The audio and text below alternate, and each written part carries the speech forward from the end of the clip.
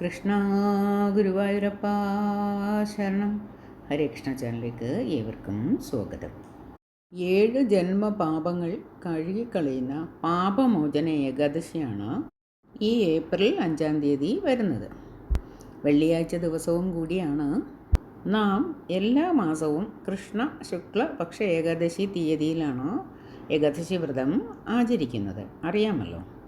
Hindu calendar അനുസരിച്ച് ചൈത്ര മാസത്തിലെ കൃഷ്ണപക്ഷത്തിലെ ഏകാദശിയാണ് പാപമോചന ഏകാദശി എന്ന് വിളിക്കുന്നത്.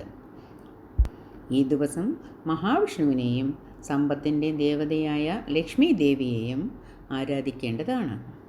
പാപമോചന ഏകാദശി ദിനത്തിൽ നാം മഹാവിഷ്ണുവിനെ ആരാധിക്കുന്നത് ഭഗവാന്റെ അനുഗ്രഹം കൈവരുത്തുകയും നമ്മുടെ പാപങ്ങളിൽ നിന്ന് നമുക്ക് മോചനം നൽകുകയും ചെയ്യുന്നു.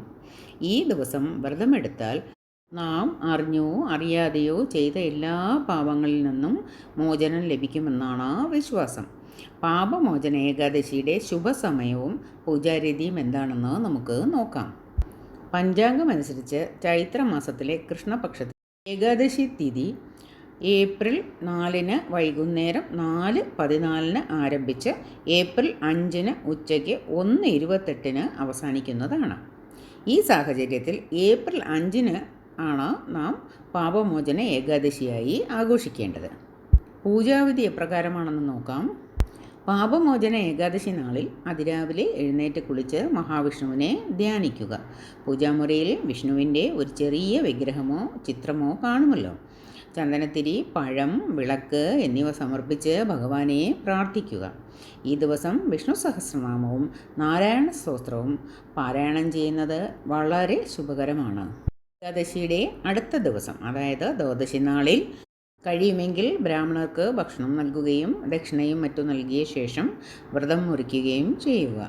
അതല്ലെങ്കിൽ ഏതെങ്കിലും ആശരണർക്ക് നാം ഇപ്രകാരം ചെയ്താലും മതിയാകും. ഏകാദശി വ്രതം കൊണ്ട് ലഭിക്കുന്ന നേട്ടങ്ങൾ എന്താണെന്ന് നോക്കാം. പാപമോചന ഏകാദശിയിൽ വ്രതം അനുഷ്ഠിക്കുന്നതിലൂടെ ഒരാൾക്ക് മഹാവിഷ്ണുവിൻ്റെയും ലക്ഷ്മി ദേവിയുടെയും അനുഗ്രഹം ലഭിക്കുന്നതാണ്. കുടുംബത്തിൽ സന്തോഷവും ഐശ്വര്യവും കൈവരും. പാപമോചന ഏകാദശി വ്രതാനുഷ്ഠാനം നമ്മുടെ സകല പാപങ്ങളെയും ഇല്ലാതാക്കുന്നു എന്നാണ് വിശ്വാസം. പാപമോചന ഏകാദശിയുടെ പ്രാധാന്യം പ്രകാരമാണ്. പാപങ്ങളെ നശിപ്പിക്കുന്ന ഏകാദശിയാണ് പാപമോചന ഏകാദശി. പാപമോചന ഏകാദശി വ്രതം ശരീരശുദ്ധിയോടെ അനുഷ്ഠിക്കുകയും ജീവിതത്തിൽ ഇനി ഒരിക്കലും തെറ്റായ കാര്യങ്ങൾ ചെയ്യില്ലെന്ന് പ്രതിജ്ഞയെടുക്കുകയും ചെയ്യുന്നവരുടെ എല്ലാ പാപങ്ങളും നശിക്കുമെന്ന് പുരാണങ്ങളിൽ പറയപ്പെടുന്നു. എല്ലാ ദുഃഖങ്ങളിൽ നിന്നും ആശ്വാസം നേടുകയും മാനസിക സമാധാനം ലഭിക്കുകയും ചെയ്യുന്നു.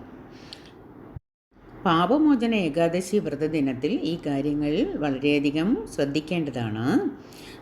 അതായത് ഈ വിശേഷ ദിവസത്തിൽ നാം വീടിൻ്റെ വൃത്തിയിൽ പ്രത്യേകം ശ്രദ്ധിക്കണമെന്നും വീട്ടിൽ ശുചിത്വം പാലിക്കണമെന്നും പറയുന്നു. ഏകാദശി വ്രതാനുഷ്ഠാന ദിനത്തിൽ വീട് തൂത്തുവാരരുത്. വ്രതം അനുഷ്ഠിക്കുന്നവർ അരിഭക്ഷണം കഴിക്കരുത്. മത്സ്യമാംസാദികളും വെളുത്തുള്ളി, ഉള്ളി മുതലായ ഭക്ഷണപദാർത്ഥങ്ങളും വർജ്യമാണ്.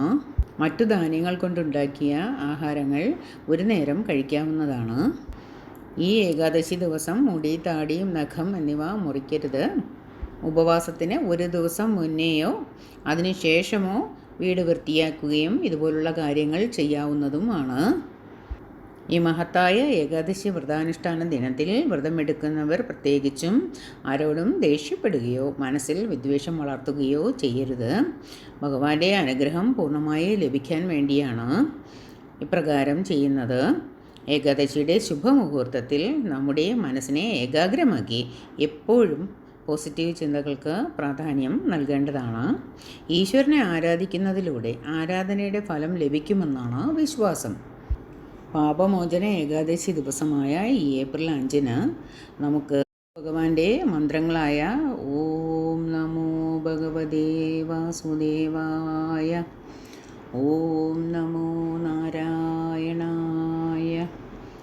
ഓം നമോ ലക്ഷ്മീ നാരായണായ നമഃ. ഹരേ രാമ രാമ രാമ ഹരേ ഹരേ, ഹരേ കൃഷ്ണ കൃഷ്ണ കൃഷ്ണ ഹരേ ഹരേ പ്രകാരമുള്ള മന്ത്രങ്ങൾ ദിവസം മുഴുവനും ചൊല്ലാവുന്നതാണ്. മനസ്സിലാണെങ്കിൽ പോലും ഈ മന്ത്രങ്ങൾ ഉരുവിടുന്നത് വളരെയധികം നല്ല ഫലങ്ങളെ നമുക്ക് പ്രദാനം ചെയ്യുന്നു.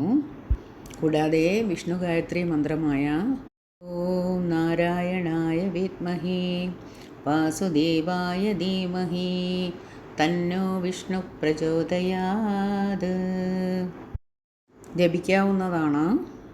11 പ്രാവശ്യമെങ്കിലും വിഷ്ണു ഗായത്രി ഈ ദിവസത്തിൽ ജപിക്കുന്നത് നമുക്ക് ഏറ്റവും വലിയ പുണ്യത്തെ പ്രദാനം ചെയ്യുന്നു. ഒപ്പം സമ്പൽ സമൃദ്ധിയും ഐശ്വര്യവും ലഭിക്കുന്നതാണ്. ഇപ്രകാരം വിശ്വാസത്തോടു കൂടിയ നാമജപം ഏവർക്കും ഗുണത്തെ പ്രദാനം ചെയ്യുന്നു. ഭഗവാന്റെ അനുഗ്രഹം ഒപ്പം ഉണ്ടാവുകയും ചെയ്യുന്നു. ഇനി ഏപ്രിൽ 5-ാം തീയതിയിലെ പാപമോചന ഏകാദശിയുടെ സമയങ്ങൾ അറിയാം. ഏകാദശി തിഥി ആരംഭിക്കുന്നത് ഏപ്രിൽ 4-ാം തീയതി വൈകിട്ട് 4:14 ഏകാദശി തിഥി അവസാനിക്കുന്നത് ഏപ്രിൽ 5 ഉച്ചയ്ക്ക് 1:28 പാരണ വീടേണ്ട സമയം ഏപ്രിൽ 6-ാം തീയതി രാവിലെ 5:36 മുതൽ 8:05 വരെയാണ്.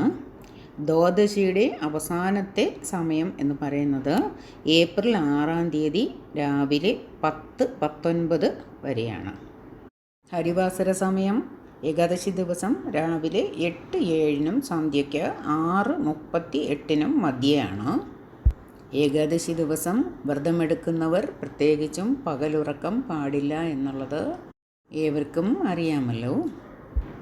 ഈ ഏപ്രിൽ 5-ാം തീയതിയിലെ പാപമോചന ഏകാദശി വ്രതമനുഷ്ഠിച്ച് ഏവരും മഹാവിഷ്ണുവിൻ്റെയും മഹാലക്ഷ്മിയുടെയും അനുഗ്രഹത്തിന് പാത്രീഭൂതരായി സർവ്വവിധ ഐശ്വര്യങ്ങളോടും കൂടി കഴിയുമാറാകട്ടെ എന്ന് പ്രാർത്ഥിക്കുന്നു.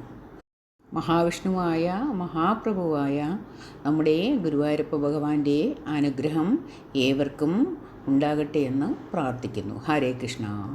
സർവം കൃഷ്ണാർപ്പണമസ്തു.